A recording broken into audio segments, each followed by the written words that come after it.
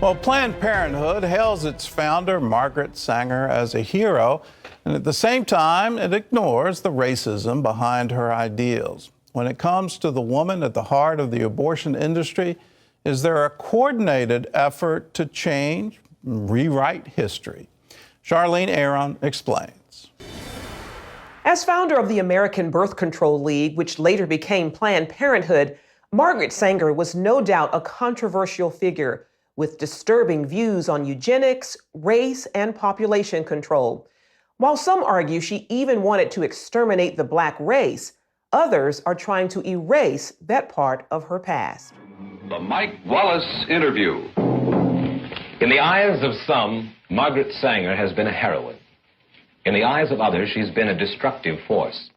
In her own words, Sanger pushed for a society that limited births to those she deemed fit to have children. Well, I think the greatest sin in the world is bringing children into the world that have disease from their parents, that have no chance in the world to be a human being, practically. Delinquents, prisoners, all sorts of things just marked when they're born. In 1916, Sanger opened the country's first birth control clinic.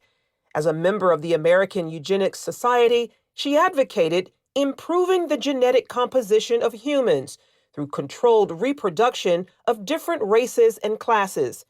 She often wrote about the issue in the journal she founded, called the Birth Control Review. In 1919, writing, I personally believe in the sterilization of the feeble-minded, the insane, and the syphilitic. The most urgent problem today is how to limit and discourage the over-fertility of the mentally and physically defective.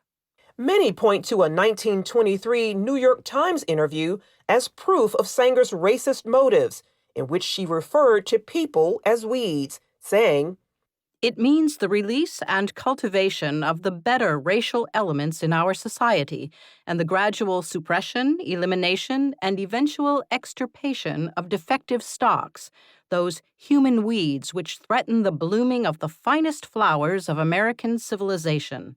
Hayden Ludwig, an investigative researcher, has extensively studied Sanger's life and writings. She talked about the need for race betterment through controlling these weeds, basically undesirable people. In 1939, after opening another clinic in Harlem, the birth control activist launched the Negro Project, an initiative supported by Black leaders, such as civil rights activist W.E.B. Du Bois. Critics claim the program used the pretense of better health and family planning for poor Blacks in the South as an attempt to limit the Black race.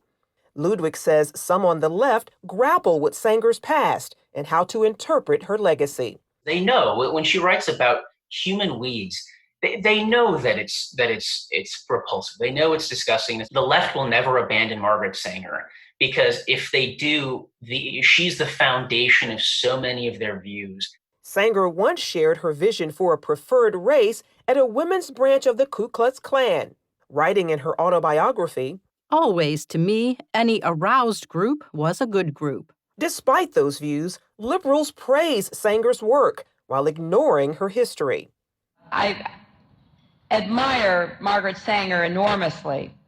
Her courage, her tenacity, her vision.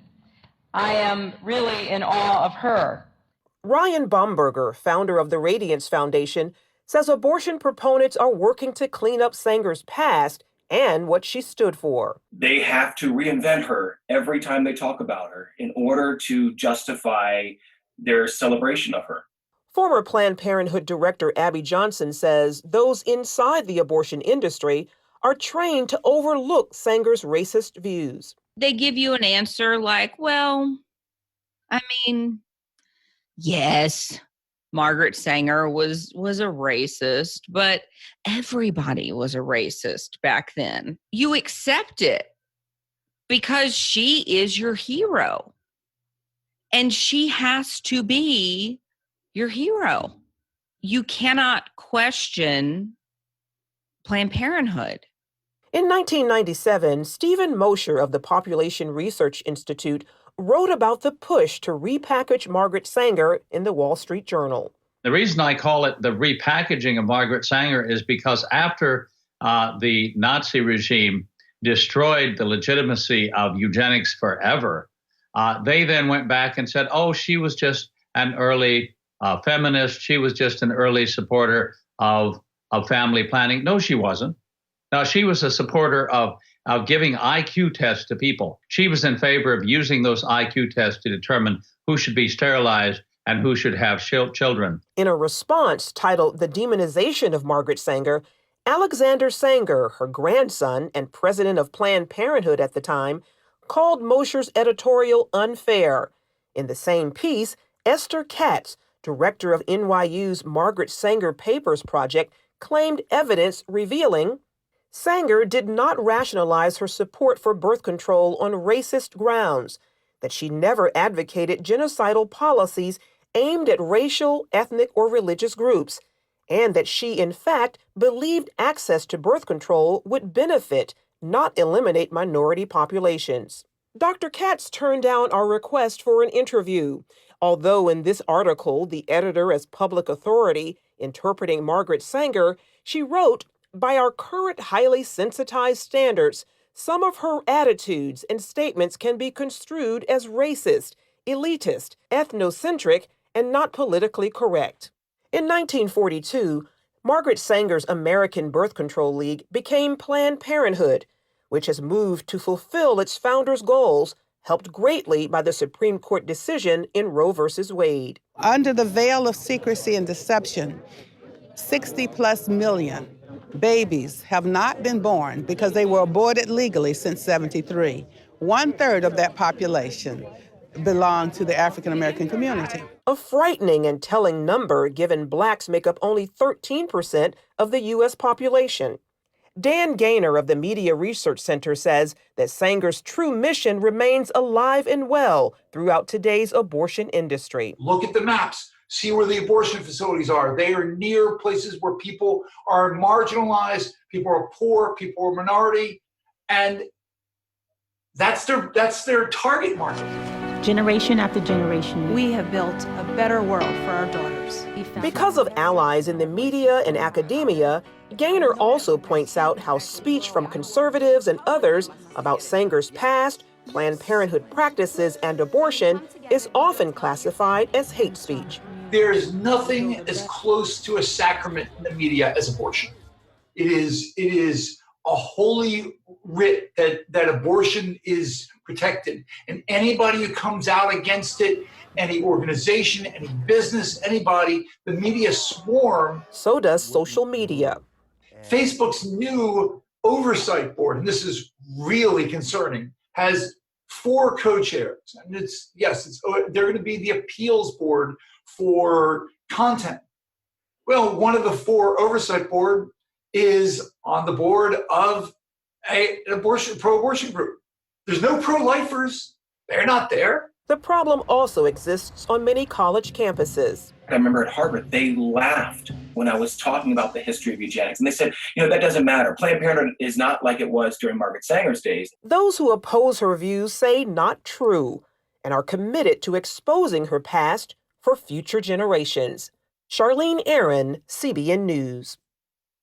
Well, let me underline this story and the whole effort to try to rewrite the history of Margaret Sanger. Back in January of this year, January 2020, this so-called watch group called NewsGuard wrote to us, and they were objecting to some stories we had run on Alveda King, where we quoted Alveda King and quoted her accurately, saying that Margaret Sanger held to the view that blacks were human weeds. And in that letter from NewsGuard, they quoted Esther Katz, who you just saw in that piece, who's part of the Margaret Sanger Papers Project. Here's the quote. I have found no writing that Sanger called blacks human weeds. Now, that's selective because Esther's saying within the Sanders Papers, I have found no writing. And it's selective on purpose. It's trying to eliminate from our current discourse what Margaret Sanger quite clearly told the New York Times back in 1923. So keep in mind, it's a negative. It's saying, I have found, within her papers, I haven't found this writing that says human weeds. And so based on that quote from the expert, NewsGuard is saying that CBN News had to come in and change all the coverage of Alveda King and correct this, and we have to correct the record and all of this kind of thing. And it's quoting an expert saying, I haven't found it in her writings. But that doesn't mean it doesn't exist. Here is the exact quote again from the New York Times, and this is from Margaret Sanger, her own words. Keep in mind the title of that article is they're trying to create thoroughbreds. So very definitely she's trying to do a breeding program. And here's her quote. It means the release and cultivation of the better racial elements in our society and the gradual suppression, elimination, and eventual extirpation of defective stocks. Those human weeds which threaten the blooming of the finest flowers of American civilization. That's a direct quote from Margaret Sanger, the founder of Planned Parenthood. Now, let me underline the current statistics. African Americans are 13% of the population of the United States of America, but 1/3 of all abortions have been African Americans.